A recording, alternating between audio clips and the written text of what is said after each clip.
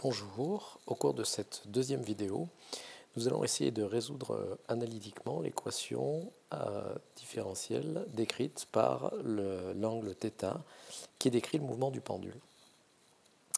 Donc voici l'équation que nous avons obtenue lors de l'établissement de la relation de la dynamique et de la projection suivant la tangente au mouvement. Alors pour résoudre cette équation, on est obligé de faire une approximation qui est appelée l'approximation des petits angles, qui permet de transformer le sinus θ en θ, sans quoi cette équation ne peut pas être résolue analytiquement. Une fois qu'on remplace sinus θ par θ, on tombe sur une équation différentielle beaucoup plus facile à résoudre, qui relie la dérivée seconde de θ à θ, la dérivée seconde de θ étant proportionnelle à θ.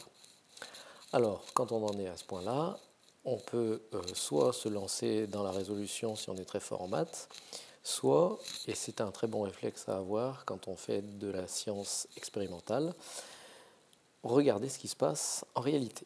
Alors on va toujours revenir dans notre logiciel AlgoDo en essayant de regarder quel type de fonction nous pourrions modéliser si on cherche à voir l'évolution de θ en fonction du temps.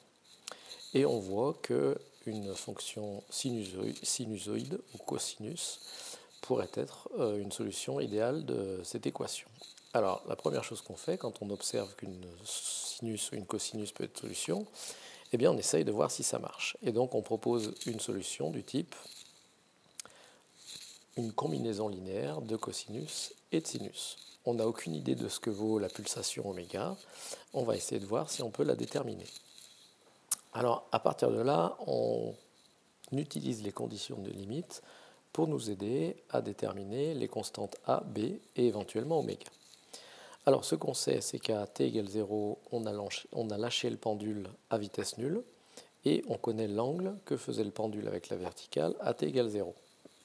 Donc, si on remplace dans l'équation précédente t par 0, le sinus ici devient 0 et il nous reste A cos oméga t, comme t vaut 0, il reste θ de 0 égale θ0.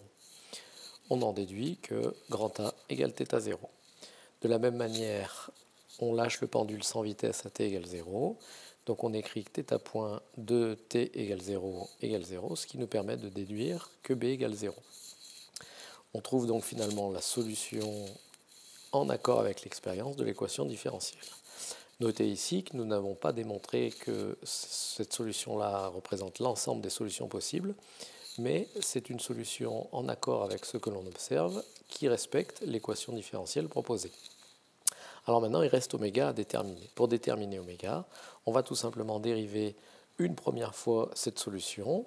Le cosinus devient moins sinus et l'oméga sort du sinus. Si on dérive une deuxième fois, on fait apparaître un oméga carré et toujours le signe moins. On peut maintenant retrouver l'équation différentielle du départ en disant que θ point égale moins g sur L fois θ. On a θ point, on a θ et on identifie. On a le cosinus oméga t qui s'en va, le θ0 qui s'en va, et on a donc le oméga carré qui vaut moins g sur L. Ce qui nous permet, par identification, de trouver la solution à notre problème. Voilà, c'est fini.